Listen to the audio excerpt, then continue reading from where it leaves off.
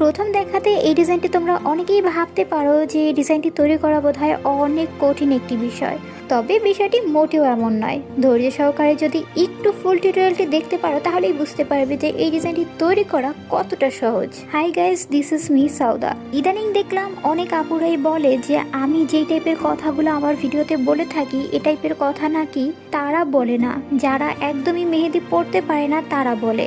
তাদের মতো মেহেদি আর্টিস্টরা এই ধরনের কথা কখনোই বলে না। তো কথাটা হচ্ছে গিয়ে আমি তো আপনাদের মতো বড় বড় আর্টিস্টদের জন্য এই ভিডিওগুলো তৈরি করি না। আমি আমার ভিডিওগুলো তৈরি করি সেই আপুদের জন্য যারা একদমই মেহেদি পড়তে পারে না তাদের জন্য। আমি অত বড় কোনো আর্টিস্ট নই কিংবা অত বিখ্যাত কোনো আর্টিস্ট নই।